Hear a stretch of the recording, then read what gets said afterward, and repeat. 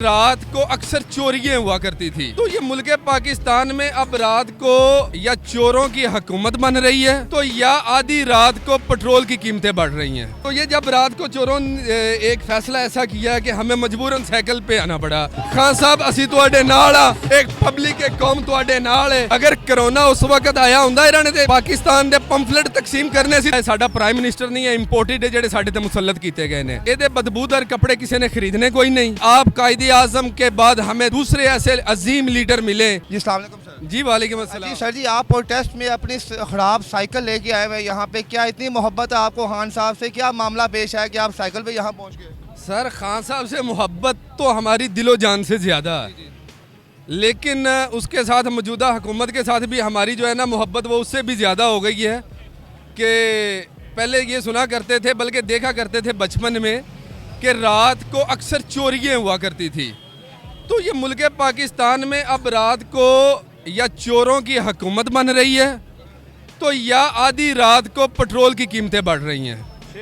तो आप इस वक्त मौजूदा सूरत हाल देख लें कि हम अल्हम्दुलिल्लाह गाड़ी पे थे, जब 30 रुपये बढ़े तो हम लोग बाइक पे आए। तो ये जब रात को चोरों एक फ़ैसला ऐसा किया कि हमें मजबूरन साइकिल पे आना पड़ा और हम लोग वाघा बॉर्डर से आए हैं, मैं इसी साइकिल पे आया हूँ। ये सिर्फ उनको बताने के लिए ओ खुदा दा ना जे ओ साडी जान छड़ दवो, गरीबां दे पुत्तर साइकिलां ते आ गए ने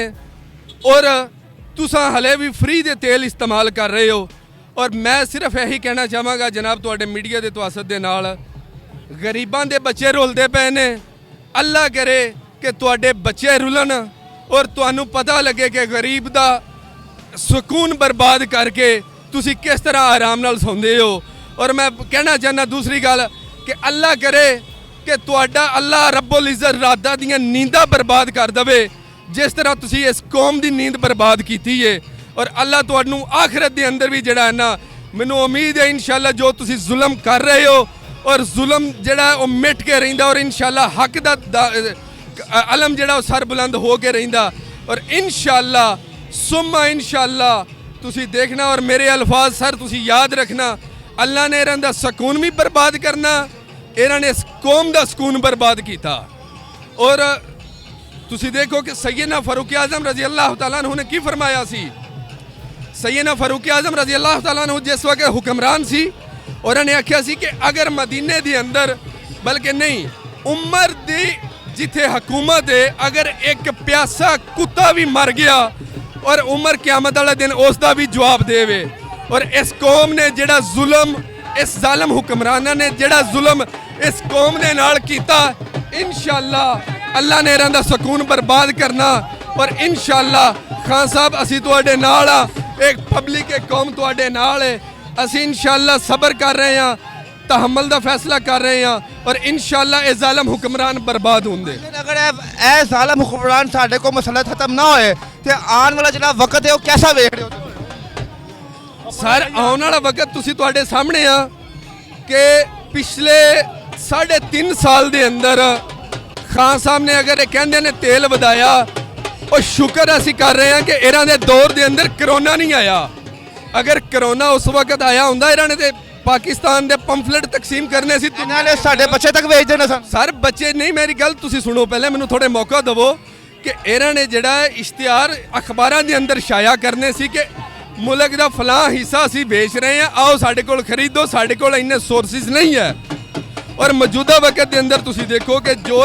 पिछले 3.5 साल के अंदर पेट्रोल डीजल की कीमत उन्नी नहीं वधी जिन्नी इस टाइम वध चुकी है। और अगर ये साल 6 महीने होर अगर ये आते ने ये तो मुल्क नूं मजीद दिवालिया करके रख देंगे। सूरत हाल तो इस टाइम भी जी बनी है श्रीलंका तो बदतर हो रही है, लेकिन एक कौम गैरतमंद है। ये इंशाअल्लाह आखिरी कतरे तक मैदान अमल के अंदर रहन दे और इंशाअल्लाह अमली तौर के अंदर इस मुल्क की हिफाजत करन दे। शहबाज शरीफ साहब ने कहा सी मैं अपने कपड़े वेच दांगा, और किहड़े कपड़े वेचण दी गल कीती सी उन्होंने जनाब? सर बदबूदार कपड़े किने खरीदने ने ओने देखो तुसी वो शायद पूरा सुनिया ना होवे, वो ऐसा झूठा आदमी है 35,000 फुट तो थले एहसन इकबाल नूं फोन कर रहा जिस वक्त उधर गया। उस लांदी दे कपड़े खरीदने किन्ने ने बदबूदार और डाकिए नमा दे कपड़े जेडे उस इसी आवाम दे जेड़ा हराम दा माल इकट्ठा करके उन्हें पैसे इकट्ठे कीते ने, कौम दे बच्चियां दा उन्हें माल लुटिया और जाली 2 नंबर ਜਿਹੜਾ ਡਾਕੀਆ ਬਣ ਕੇ ਗੰਦੇ ਸ਼ੂਜ਼ ਬਦਬੂਦਾਰ ਕੱਪੜੇ ਪਾ ਕੇ ਜਿਹੜਾ ਉਹ ਕੱਪੜੇ ਵੇਚ ਰਿਹਾ ਗੰਦੇ ਹੁਣ ਕੋਈ ਬਗੈਰਤ ਨੂੰ ਕਹਿਣਾ ਚਾਹੁੰਦੇ ਕੋਈ ਬਨੈਣ ਹੈ ਉਹ ਵੇਚ ਕੱਪੜੇ ਦੇ ਆਵਾਮ ਨੇ ਆਪਣੇ ਵੇਚ ਦਿੱਤੇ ਸ਼ਬਾਸ਼ ਜੀ ਸਾਹਿਬ ਤੁਸੀਂ ਕੀ ਪੈਗਾਮ ਦਿਓਗੇ ਜਨਾਬ? ਅੱਛਾ ਭਾਈਜਾਨ ਜੋ ਵੀ ਤੁਹਾਡੀ ਗੱਲਾਂ ਆਈਆਂ ਠੀਕ ਹੈ ਮੈਂ ਮੁਤਫਿਕ ਕਰਨਾ ਮੇਰੇ ਤੋਂ ਫਿਲਹਾਲ ਸਾਡੇ ਮੌਜੂਦਾ ਵਜ਼ੀਰ ਆਜ਼ਮ ਸ਼ਹਬਾਜ਼ ਸ਼ਰੀਫ ਸਾਹਿਬ ਨੇ ਤੁਸੀਂ ਉਹਨਾਂ ਕੋਲ ਕੋਈ ਕੰਪਲੇਨ ਕਰੋ ਸ਼ਾਇਦ ਤੁਹਾਡੀ ਗੱਲ ਸੁਣ ਲੈਣ ਤੁਹਾਡੀ ਮਜਬੂਰੀ ਤੁਹਾਡੀ ਅੱਖਾਂ ਦੇ ਅਥਰੂ ਸਮਝ ਲੈਣ ਕਿ ਤੁਸੀਂ ਮੋਟਰਸਾਈਕਲ ਤੋਂ ਸਾਈਕਲ ਤੇ ਹੁਣ ਆ ਗਏ ਹੋ ਤੇ ਕੀ ਤਾਂ ਹੁਣ ਕੋਈ ਪੈਗਾਮ ਦਿਓ ਉਹਨਾਂ ਨੂੰ? ਮੇਰਾ ਸਿਰਫ ਪੈਗਾਮ ਇਹ ਵੇ ਕਿ ਇਹ ਸ਼ੋਬਾਜ਼ ਸ਼ਰੀਫ ਨਹੀਂ ਪਹਿਲੀ ਗੱਲ ਇਹ ਔਰ ਦੂਸਰਾ ਹੈ ਸਾਡਾ ਪ੍ਰਾਈਮ ਮਿਨਿਸਟਰ ਨਹੀਂ ਹੈ ਇੰਪੋਰਟਡ ਹੈ ਜਿਹੜੇ ਸਾਡੇ ਤੇ ਮੁਸੱਲਤ ਕੀਤੇ ਗਏ ਨੇ ਔਰ ਦੂਸਰੀ ਗੱਲ ਇਹ ਵੇ ਕਿ ਇਹਦੇ ਬਦਬੂਦਾਰ ਕੱਪੜੇ ਕਿਸੇ ਨੇ ਖਰੀਦਣੇ ਕੋਈ ਨਹੀਂ ਔਰ ਸਾਡਾ ਜਿਹੜਾ ਹੈ ਨਾ ਇਸ ਟਾਈਮ ਆ ਗੋਸ਼ੀ ਰਹਿ ਗਿਆ ਜੇ ਇਹ ਲੈ ਲਵੋ ਤੁਹਾਡਾ ਕਲੇਜਾ ਫਿਪੜਾ ਸਭ ਲੈ ਲੈਣਾ ਇਹੀ ਹੁਣ ਲੱਲਣ ਕੌਮ ਦਾ ਤੇ ਦੂਸਰਾ ਸਾਡੀ ਤੇ ਬਦ ਦੁਆ ਹੈ ਕਿ ਇਹਨਾਂ ਨੇ ਇਸ ਕੌਮ ਦਾ ਅਮਨ ਔਰ ਸਕੂਨ ਬਰਬਾਦ ਕੀਤਾ ਸਾਡੀ ਤੇ ਅੱਲਾਹ ਅੱਗੇ ਖੂਬ ਦੁਆ ਹੈ ਕਿ ਯਾ ਅੱਲਾਹ ਪਾਕ ਇਹਨਾਂ ਦਾ ਰਾਤਾਂ ਦਾ ਸਕੂਨ ਬਰਬਾਦ ਕਰ ਦੇ ਔਰ ਇਹਨਾਂ ਦਾ ਰਾਤਾਂ ਦਾ ਸਕੂਨ ਬਰਬਾਦ ਕਰ ਦੇ ਇਹਨਾਂ ਨੇ ਇਸ ਕੌਮ ਦਾ ਸਕੂਨ बर्बाद किया या अल्लाह पाक ਇਹਨਾਂ ਦਾ ਰਾਤਾਂ ਦਾ ਸਕੂन बर्बाद कर दे मुलव्वस ने जो वो कौन था जो मुलव्वस है सब अल्लाह उनकी आराम को उनके सुकून का बेड़ा गर्क उनकी औलादों का भी बेड़ा गर्क करे जिन्होंने अच्छे भले पाकिस्तान को मुस्तहकम होते हुए पाकिस्तान को इस अचानक ऐसे नाजुक मोड़ पे पहुंचा दिया है कि यानी कि मेरे पास अल्फाज नहीं है सर जो कहते हैं हम न्यूट्रल हैं वो न्यूट्रल अपने लिए ये नहीं है अपने मुफाद उनके उसी जगह पे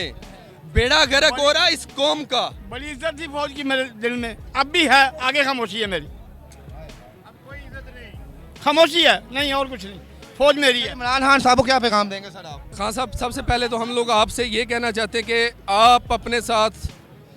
सिक्योरिटी का किसी किस्म का समझौता ना करें पहली बात ये दूसरी बात ये कि ये पूरा पाकिस्तान क्या पूरी उम्मत मुस्लिमा इस वक्त आपकी तरफ देख रही है जब तक आप जिंदा हैं अल्लाह हमारी ज़िंदगी भी आपको लगाए अगर ये चोरों का टोला हम लोगों पे इसी तरह मुसल्लत रहा और जो हाल ये इस वक्त कौम का कर रहे हैं अगर ये कुछ ही होता रहा और अगर आप हमसे बिछड़े तो ये कौम का कोई जो है ना सानी नहीं होगा हमारी दुआ है कि आप कायदे आज़म के बाद हमें दूसरे ऐसे अजीम लीडर मिले हमें आपके अंदर कायद नज़र आता है कायदे आज़म नज़र आता है ये क्राइम मिनिस्टर ये जितने भी जाहलों का टोला हम पे मुसल्लत किया गया है ज़बरदस्ती देखिए सबसे बड़ी चीज़ मेरे भाई ये कि जिसका जिस चोरी में तजर्बा था वही मिनिस्ट्री उसको दे के हम पे मुसल्लत कर दिया गया है आप क्या कहना चाहेंगे इस पे आप भी माशाल्लाह सहाफ़ी हैं सारा दिन पब्लिक में निकलते आप भी देखते मैं तो सिर्फ कौम का दर्द रखते हुए मेरी अल्लाह के हजूर फिर दुआ है मैंने अल्हम्दुलिल्लाह हज किया हुआ है रात का ये पैर है मेरी अल्लाह से यही दुआ है बार बार दुआ है नमाज के बाद भी मैं समझता हूँ मेरी नहीं है ये पूरे पाकिस्तान की दुआ है कि या अल्लाह जिस तरह इन जालिम हुक्मरानों ने इस कौम का अमन सकून और मजदूर का 2 टाइम का खाना छीना या अल्लाह इनका रातों का सुकून बर्बाद कर दे मैं ये कहना चाहता हूँ कि या अल्लाह हर बात का मेरा हरफ आखिर ये कि या अल्लाह इनका रातों का सुकून बर्बाद कर दे इनको पता चले कि जब कौम के साथ जुल्म होता तो कौम बद्दुआ देती है और इंशाल्लाह ये बद्दुआएं इस वक्त इनको लगेंगी इनकी कब्रों में फुट फुट लंबा बिच्छू पैदा हो अंदर इंशाल्लाह और ऐसा बिच्छू पैदा होगा जो असदहा अल्लाह ने पैदा किए मैं समझता वो इन्हीं लोगों के लिए होंगे जो हम पे ज़बरदस्ती जालिम डाकू एक गंदे किस्म के बदबूदार लोग हम पे मुसल्लत किए गए क्या यार शर्म आती इन लोगों का नाम लेते हुए